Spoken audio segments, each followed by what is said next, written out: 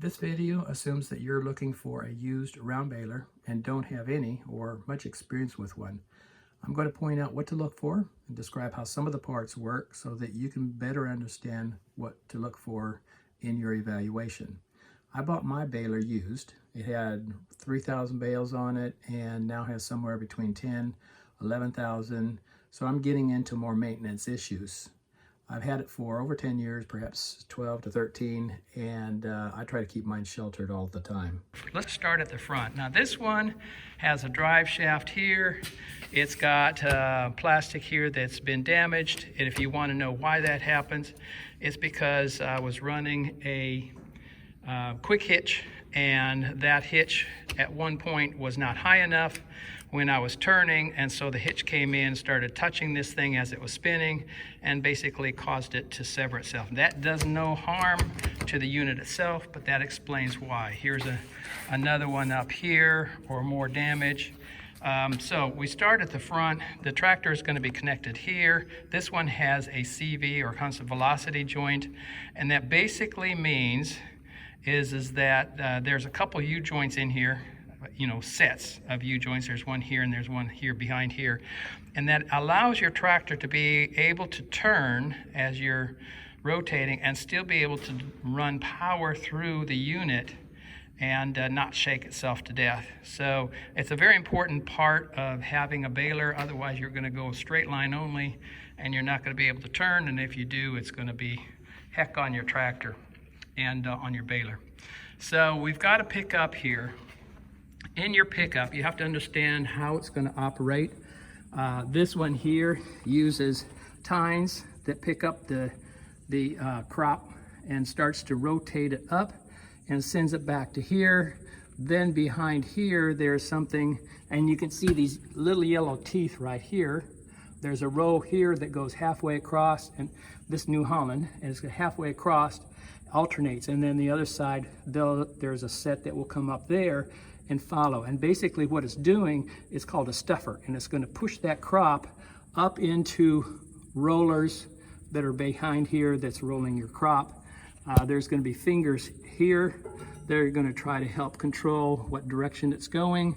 There's a set of fingers here that are going to help control how that hay is coming in, and this one happens to have some augers on the side so that it can have wider entrance here. This is a 4-foot baler, so the bale side stops here, and we can pick up about 6 feet for a 4-foot baler, for a 4-foot bale.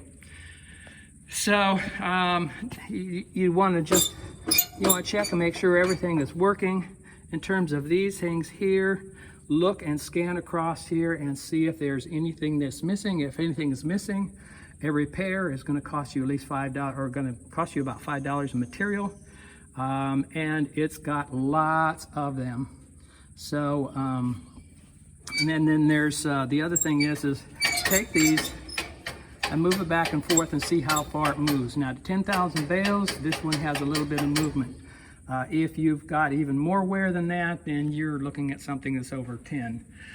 Just in general, I would say that you really need to be very, very careful, or a super mechanic, and be willing to spend a lot of time if you're going to get a baler that's got 10,000 or close to 10,000 or more. You can find them out there in the market that might have 20,000, 30,000.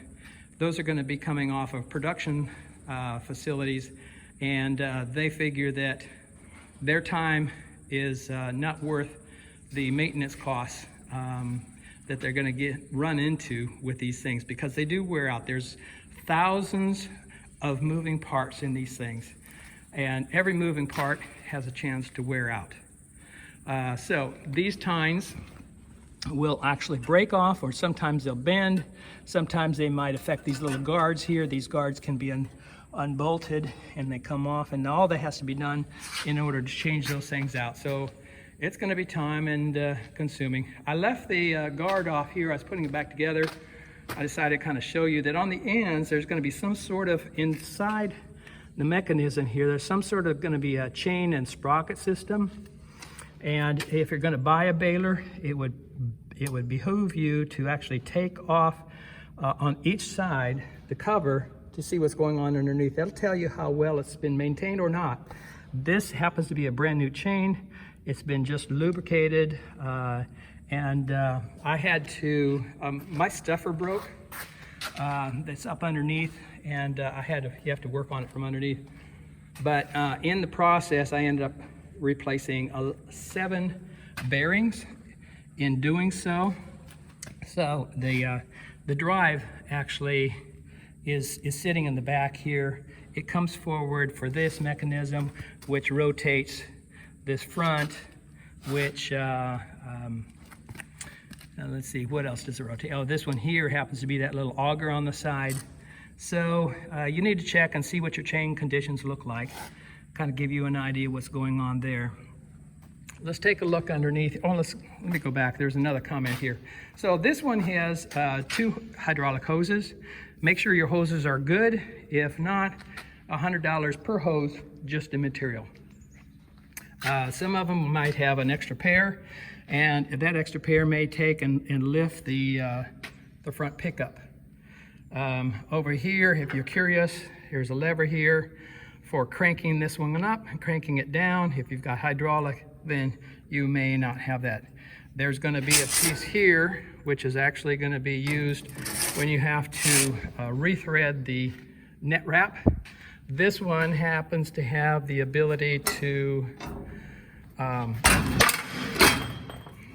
do a net wrap, or it can do twine. So your net wrap mechanism, you come in here, check it out, see if everything looks reasonable, look at, basically you're looking to see how well it's maintained and how well it's cared for. On this side here, this is actually a brake drum, and there's going to be behind here, there's a brake. You can take a look at the front edge there, see if the condition of that brake pad, which is going to stop this drum when it has to finish the net wrap on a bale. And so that will give you an idea. Again, this has been replaced, and so it's in very good condition. If you've got any oil on here, it cannot stop that. You've got a problem. Let's see, let's look up here. Up here is a pressure gauge, and this is going to tell you what kind of pressure your system is putting on your bale, and that's adjustable. While I'm thinking about it, let's talk about how that's adjusted. It's adjusted back here with this lever, and this is a lock here. And so the tighter this is, the higher the pressure will be in your system. And so the combination of this spring and the hydraulic, there's a single cylinder, at least on this unit here, there's a single cylinder pressure system that builds pressure on that bale in order to control the density of the bale. So anyway, if, let's see, 2 years ago, probably around 9,000 bales or so, I had to redo all of my hydraulics in my system. This is for the tensioning system. There's 2 more cylinders. There's one on each side. Let me open this up here. Okay, here we go. This one for this baler happens to allow net wrap to be twine to be put in there as well. But here is a cylinder here for lifting the back tailgate so that it opens up. I had to rebuild this cylinder and the one on the other side. I had to rebuild this cylinder independently. They all seem to go at the same time. And seal kits are expensive, and I ended up having to replace all my hydraulic hoses for everything. And there's a hydraulic hose that goes up there to the gauge in the front that I was showing you. The way that you can test to see if that system is working is that you have to hook this unit up to a tractor, and then you have to use your hydraulics here, right, to lift that tailgate. And when that tailgate lifts, let's say it's halfway, then you should see this gauge change and show pressure. And so you're going to do the same thing when you adjust it. So you would put the gate down, you adjust that valve on the back that determines how much pressure it's going to allow maximum, and then it bypasses everything else, so that, let's say I wanted 1600 psi here, then I would tighten that valve down, I would lift the gate, and I would see where it's set here. If it's too high, I can back the valve off. If it's not high enough, I can tighten the valve and try again. But this is going to be the system. So if that's not working, you've got a density problem, and you're not going to be able to control the density. Your bales will be as loose as these springs allow, and you're going to have some sloppy bales. Sloppy bales means that they're going to weather easier. So on this side, let's take a look at what we're doing. Everything in this thing, there's probably, I'm going to guess, 40 bearings in this unit. And when you get up near 10,000 and go over 10,000, by the time you're going to hit 15, you're probably going to be really considering replacing every single bearing or be close to it. And if you don't replace them, they're going to force you in the middle of a crop bale, and it's going to force you to stop repair, and it may be on a Saturday night and you can't get any parts until Monday morning, and then you've got to spend all day Monday trying to get the thing back going again. So you're going to lose time, and if the weather's not cooperating, then you're going to be out and having a problem. So on this baler, some bearings like this one here are going to have their own Zerk fitting. Some, and this one here, are going to be run by Zerk fitting pressure lines here, and so I can, this is actually a Zerk fitting, and those go to bearings that are in the high side, top side of the baler. There are a couple more back here, and these are going to go up, and they're going to service the, take a look at it, a couple bearings like that, so you don't have to be there. It's a nice convenient feature on this thing, but there still will be some that need to be lubricated. Like this one here is for another arm that moves inside of there. Some bearings are going to be sealed. The bearing here behind here I just replaced. That one is a sealed bearing. The bearing behind here was sealed, and I just replaced that one. And there's a clutch right here. This is actually a pressure plate clutch. That the other thing is that you've got some adjustments on your chains. This chain is brand new. I just had to replace it. I replaced the chain that was inside of here as well. And so I ended up doing 2 more bearings besides my 7 that were part of my stuffer. And there's one of them that's on my stuffer that I had to replace that one. I'm not looking forward to some of the other ones. There's going to be some electric actuators. This one has operates my net wrap.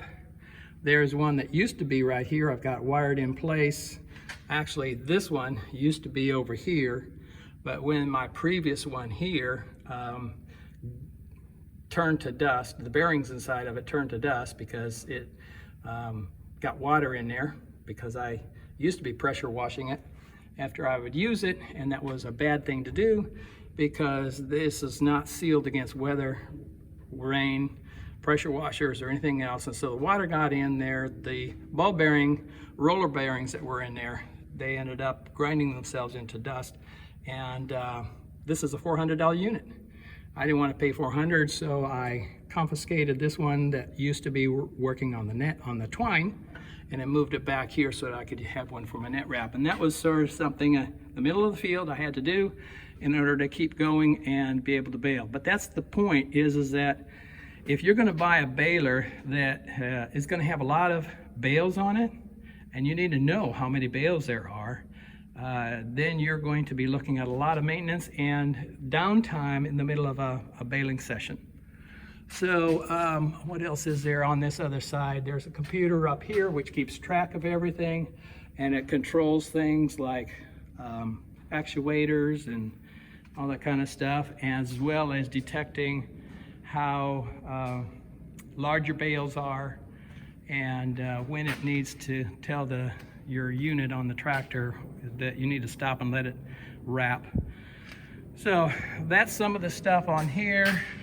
Let me open up this other side.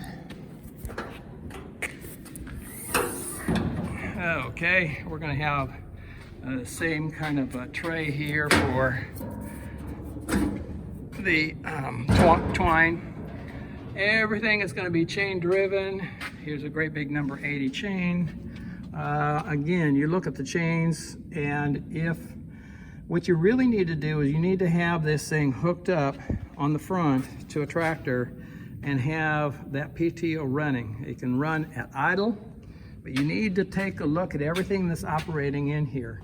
For a bad chain is going to have some kinks, some links in here that will move one way and they won't move the other. What I mean that is that they're not going to be smooth running. They're going to be jumping and bouncing. If they're jumping and bouncing, there's segments in the chain that are bad, and that chain needs to be replaced. And you're going to be talking about a lot of money. Comes out to be probably about $6 or $7 a foot. And what looks like a small chain, like from here over to here, is going to be 6 feet. So there's money involved in the chains, and then you need to take a look at the sprockets. If these are not look like they've been lubricated and cared for, you're looking at an owner who does not put the time in or the care to make sure that this is going to operate properly, and he's just going to wait for everything to break down or fail before he does anything about it. And you probably don't want to get into a baler like that. So this side over here has more Zerk fittings. Again, they go for bearings. They'll be routed to the bearings that are hard to get to, and which is good. If you've got something where you can get grease in there and it's done on a regular basis, and you're going to look for the grease, and you're going to look for dark areas around bearings, which means that there's grease because the grease is coming out and the dust is being collected. That means that they've been maintained. If they're dry, if they don't have gunk on them, then you're looking at a baler that wasn't well cared for. A well cared for baler is going to last you a lot longer. It's going to be a lot more reliable. But again, when you get into high bales, you're going to be looking at extensive amounts of time on every bearing. I could throw out a number like 2, and I could throw out a number like 4 hours on every bearing that there is. For example, this one here, how am I going to get back here into this bearing? Well, I'm going to have to take every chain off. I'm going to have to take the sprocket off. I'm going to have to take all that apart. There's going to be keyway in there. I have to take that out. I have to make sure I can pull it off. And then I'm going to be able to get to the bearing to find out, what's going on with the bearing. And again, hopefully, it has not been a situation which is common with balers. If a bearing goes out, it will overheat and it will be hot, red hot.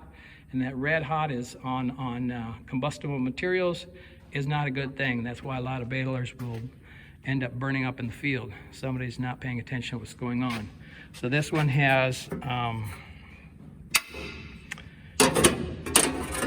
this cover here, which reveals, again, more chains, more sprockets, and you need to check out everything you can. One of the things that also I'll point out on this one here is that this has gauges to tell you when the chain has stretched too much. You see here, there's a metal tab here. Since this is already descended beyond that, that says that this chain has stretched too much, more than the manufacturer wants it to, and it indicates that that chain should be replaced because it's been stretched. Whether the chain's operating or not is up to you. I'm keeping this on here because I've been keeping it lubricated and I've been keeping it maintained, and I am accepting the risk that this puts me in. So I'm not ready to replace it yet. When I do, I'll probably be doing several of these number 80 chains which again, like I said, they're expensive. Now, when I say $6 a foot or so, whatever I said, that is an internet cost. That is not a dealer cost. If you're going to get something from the dealer, then you know, you're going to be paying more than $6 a foot. But chains are commodities. Bearings are commodities. But in order to replace a bearing, you're going to have to take the bearing out. And now bearings can fluctuate widely in price. You can get them on eBay, you can get them on Amazon, and you can get them from the dealer. Those are the 3 points that I've looked at. If you get it from eBay, a typical bearing might be $25. If you get it on Amazon, it might be $45. And if you get it from the dealer, it might be $75. So again, they're not cheap, and they're all exactly going to be the same. As if you measure them out or you get a number off of them. A lot of times I take my digital caliper and I will measure them out and I'll order them, and it's right on, because if you just need to make sure your dimensions are correct. So you're gonna measure an inside dimension, you're gonna measure an outside dimension, you're gonna measure the width of it, and the type. Some of them are going to have a hexagon interior bore, and some of them are going to have a smooth bore. Some of them have collars on them, and some of them don't. So what else is there I need to tell you? In terms of function, this here happens to be a lock that will allow the back tailgate to be locked open. Basically, it's a shut-off valve for the hydraulics. So again, it's going to maintain that open gate on the hydraulic system, and of course, if you crawl into it with that, there's a risk. Okay, and this one on this side has another set of Xerx fittings that go to the bearings up at top. Now, I'll tell you on this one here, and I will kind of quickly come over here. This here happens to be the drop gate. They call them a kicker for the back end of this. And at probably 8,000, 9,000 bales, this one had been bouncing up and down. Every time you would run a bale out, it would press it down, and there's a spring on it, and then it would bounce it back. It would, once the bale rolled off of it, that gate would come and bounce up, and when it bounced up, it ended up there was no cushioning. There was no shock absorbing system. So what it ended up doing, you can see I've got a pair of mounts over here. I've got a pair of mounts over here that were actually ripped off. And when you take a look at it, I've got holes in my tube. So I've been operating it, and it can operate without. You're just going to have to drop the bale and then move forward before you close the gate. But again, that's another issue that you might run into. While I'm thinking about it, another issue I want to mention is the tires. Check the tires, make sure everything's okay. These tires, let's see if you can see it. There is a crack in my tire right there. There we go. And in fact, there's cracks all the way around. So this is a 16-year-old. I mean, there's a crack there, there's a crack there, there's a crack there, there's a crack there, there's a crack there. Now those don't affect the tire. They're more cosmetic, because this sidewall is simply going to be protecting the belts.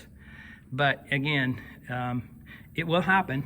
Even though this has spent most of its time inside of a shedded area, it will happen. So again, check your tires, make sure they look okay. That definitely is not a good thing to do. You do not run it with the caps off. It just means that you're exposing those bearings to sand and grit and dirt and all that kind of stuff, which is not what I intended to do, but I haven't fixed that yet. So let's talk about belts. There's a series of belts in here. If you see something like that, that's not good. You might as well consider that those belts need to be replaced. And they're not cheap. And it's gonna get, again, be more labor. That's an indicator that it's time for all of these belts. These are original. I've been very fortunate that they've lasted me 10,000 bales. And it's time to replace them. So you just need to know, if you see something like that, and you probably need to rotate all these bales, all these belts around as you're testing it, and get it to stop and check every belt and see what kind of condition it's in. Because if one goes, you might as well consider that the rest of them are about to go soon. And so somebody who's trying to save money might replace 1 or 2 belts, but it's just a matter of time before the rest of them have to be replaced. Another thing I didn't mention here on the front is that on this particular brand, there's a PTO shaft comes in, and right here is a clutch. It's got teeth to it, so that those teeth will slip and actually cause a loud chattering if the whole something in the system somewhere has stopped and your PTO is still turning. That's a wonderful feature to have. You need to have it, otherwise if you end up tearing up something, it's going to be a very expensive session to get everything repaired, and having that thing slip is a good thing. So I don't know how you would test it, honestly, to make sure it's all working right, but you need to have that. And this one, again, while I'm thinking about it, it has some arms. So here's an arm right here, which is for net wrap. If you're going to get into the net wrap and you want to have a net wrap operating, this one does both. I can pick and choose what I want to do. Then you need to check that out and make sure everything's operating. So you should be able to get into the tractor when it's running, and you should be able to go through a simulated string wrap, and you should see those arms, which will be out sideways right now. You'll see them go down so that they're pointing straight at the bale, and work their way out to run the string from the inside of the bale to the center of the bale to the outside edge of the bale. And I don't know, this system here, net wrap, is going to be a little bit different. I would just simply get in here and take all of these and make sure everything seems to be turning smoothly. Turn every one of them. Here's another one here. Turn every one of them, make sure it's smooth. And let's see, here's another one, third one here. Make sure you don't have any grinding on the gears or any resistance. They should be silky smooth.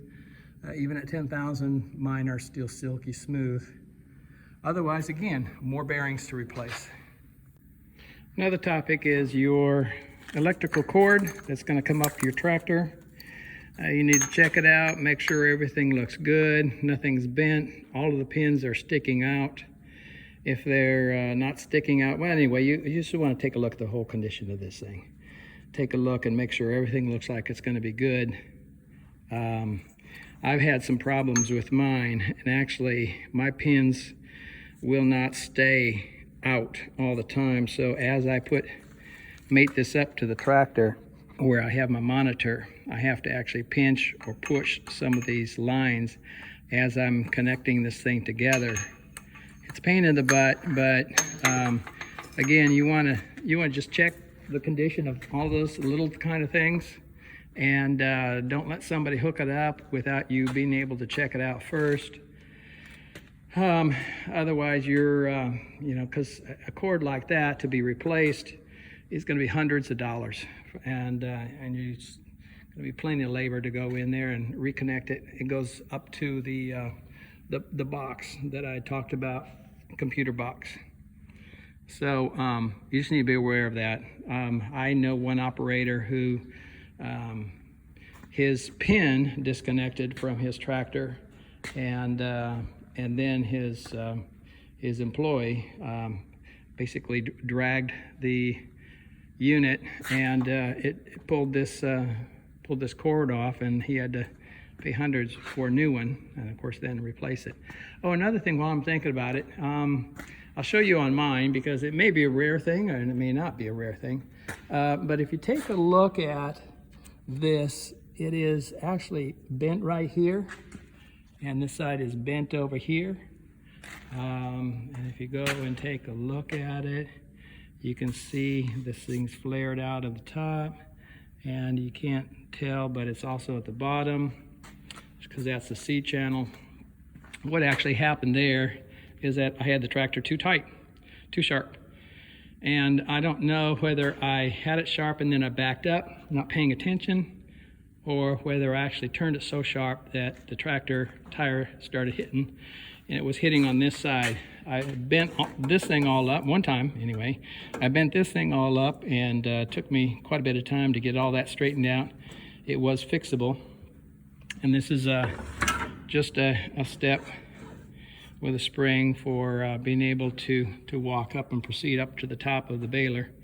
Another step here. But anyway, so what happened is that the tractor tire came in here, and so you have a pin that's pulling this way, and you have a tractor tire pushing this way against these channels, and so the weak point was these two pieces here. Now, yes, I could straighten them out right now. It doesn't affect operation, doesn't affect use, and it's just there. But if you do see something like that, that would be the cause there. Just like I explained why you may find some of this PVC, HDPE shaft covering might be split. It's because just getting it turning too tight, or forgetting to raise the 3-point. And the 3-point can do the same thing with that. So the 3-point would come in, it would contact the side there. All right, so let's go top side and check out, see what we need to look for up here. So the first thing I would do is I would check to see how much corrosion there is on the edges, because everything is sheet metal, and that would indicate how much time it's spent outside. This one has some corrosion. Even though I've tried to keep it indoors, there have been occasions where it's had to sit outside for a little bit. Sometimes it's repair, sometimes it's just not getting to cleaning it up. Okay, so back in here, we have access to some of the rollers. All right, so we have two rollers in here. There's going to be a chain on this side, which is going to be the right side. There's going to be a chain which drives this roller, and this roller is going to come over here. It's going to have a gear, and which is going to drive an idler gear, which is going to drive a gear that's on this one. And so these two rollers are interconnected through the gear. There's not much you can do from up here other than observation. Make sure the rollers look okay. You can check out some of the things down here, the way this one's set up. This is going to be my twine arms. So the twine arms are rotating or pivoting from the center point here, and then the arm goes and swings that way, and this one over on this side swings that way. So again, just check things out, see if they look okay. And then there's a chain here. This chain's going to be tight because there's no bail in here. Once there's a bail in here, this is designed so that this chain will loosen up, because this bail begins, or the roller begins to move back towards me, and the whole set, if you want to call it a set. In terms of getting to bearings inside of those, a lot of trouble. So I have a feeling that might be why that there's holes sitting in the side here, so that you can access and get to some of that. Nope, I take it back. That's going to be for another attachment, another option that could be on the baler. We see the same thing on both sides. So we check out the belts and see what they look like. Again, from the top here, we can see what's going on over on this side. We're looking for anything that looks abnormal. You can see that this is designed to be a clutch, that if it starts to slip, this thing will start to ratchet, and so that you don't have destruction happening. Check out the other side, see if everything looks okay. You can look for bolts and nuts and things, make sure that there's nothing unusual down in here. There's another roller that's used for the belt to manage the movements of the belts, and not much else on the top here. As with any kind of hydraulic hoses, check out the ends on these things and make sure that the owner or the seller has been taking care of them, that they're not all rusty. If they're rusty, they're going to leak and you're going to want to replace them. So this is connected up to my tractor, and if you're looking for a tip, what I do is I take some plastic zip ties that are colored, and I will mark one of them. In this case, since I only have two, I only need to mark one as either green, which means it's closest to the grass, and so I consistently hook these up every time. If it's going to be red, then it's going to be closest to the hot sun, and it would go on the top. But I color code mine. If I've got more than one pair, then I'll either put one of these on, or let's say the first set, I'll put two on. For the second set, I'll put three on of these zip ties for the third set. But anyway, that's just my designation so that I get them all right and know which one it belongs to. All right, so got the tractor hooked up. Let's take a look at how it's going to operate.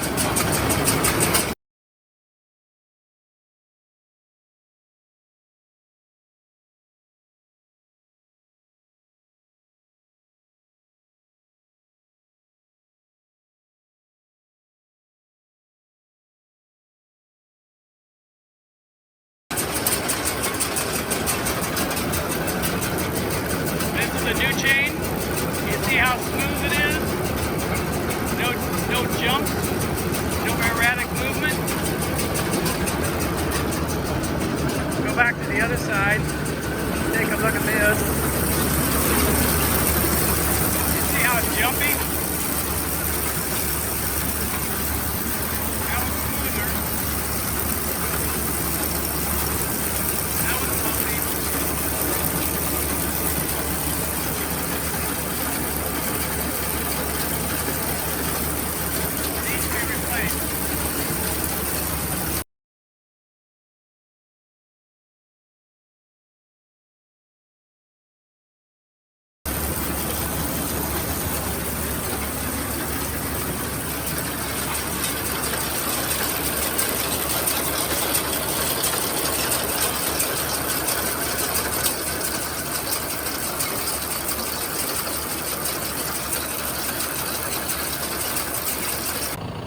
Alright, so got the tailgate open. Let's take a look at what's in here. This is what you want to look at as well.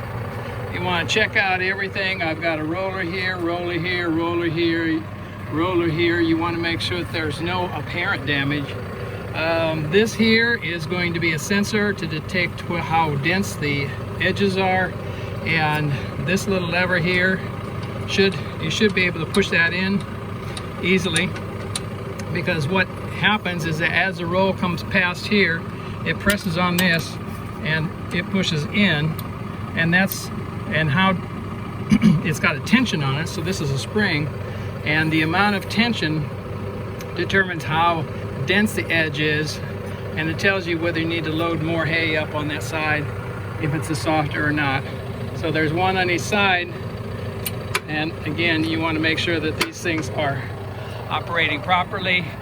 They do extend out here to the outside edge, and let's see if we can see here. So they're gonna come and operate that little sensor right there. Is what they end up doing. So you want to make sure all of that's operational. Here's an example I mentioned earlier. Here are the stuffer teeth. So this side has actually come up, and it's at this point, then it's going to retract, and then the power goes over to the other half over here. Those come up down at the bottom, and then they travel up. And the whole idea there is to be able to stuff that into the bale that's sitting here and rotating against here, so that the bale itself pulls the hay in. Not much more to see back here. Should make sure everything looks okay. Take a visual on everything. When it's up there, you can see our density cylinder now has been pulled out all the way. And that's the same thing. It'll be pulled out when the bale is getting larger, and that helps control the density. That's what I meant earlier, that gauge up there at the front should be reading some pressure, unless the valve has been backed off, or it cannot hold pressure, or it does not even have any hydraulic oil. It's a completely closed system. And I learned that after having to rebuild it. I had to rebuild the cylinder, seals, and I replaced every flexible hydraulic hose that supported that, which is actually that hose right there that goes across there, and it goes up forward, and it ends up here to the gauge itself. It's a closed system, and there's instructions on how to flush it, flush it, actually fill it with fluid, hydraulic fluid, and then you disconnect and close everything up, and then it operates like I said, in a closed system. That's the way that works there. But again, you want to check to see if there's any oil leaks on anything. You can't tell it on the bottom here, but on the top there, on the cylinders that are on both sides. Again, this is intended to be able to lock this tailgate open. All it's doing is shutting off the hydraulic flow, so it cannot go back to the tractor. So if you need to hold the gate open and the tractor off, or maybe you've got the valves on your SCVs need to be replaced and they leak down, then you need to you can use that. Anyway, as I mentioned before, you can see a better example here of this tube. Actually, it's the axle itself. That's a tube that runs across here. You can see how some of the bales have been hitting here, wearing off some of the paint, but again, you can see how the sheet metal, or the tube itself, has been ripped open when those brackets were torn off from this side. Just haven't gotten around to replacing them. And by the way, if you're looking underneath here, there's the stuffer. There's the right hand stuffer. The left hand, as I said, is all the way up, and it rotates like a bicycle pedal. That kind of, it's an oscillating cranking action, driven from the left hand side over here. At least this one is, this brand. It's driven from the left hand side and travels over. It spins both halves, and then you just have an idler bearing over here on the right hand side. Alright, so this is an example of what you can detect when you kind of pay attention and take notes. You see here I've got some hydraulic oil on this tire. After this demonstration, I was going to go and I found a couple Zerk fittings that I had not lubricated. I was going to do that. But I looked over here and I saw these, and these are fresh. Otherwise, they would have been worn off, and in fact, it's still dripping. So then I go up and I look, and I see that there's some wetness and some hydraulic fluid that's actually coming from that valve right there. So it's, again, just be aware of what's going on and make your decisions of whether it's important to you or not. But again, that's how it happens. Make sure every Zerk fitting looks like it's freshly lubricated, if any of them have been, and so do a visual check and see if it's somebody doing a thorough job when they do it. So that's the end of the tour. I hope that that is information that is useful for you. If there was anything in there that you found was beneficial, I would appreciate a thumbs up. Thanks.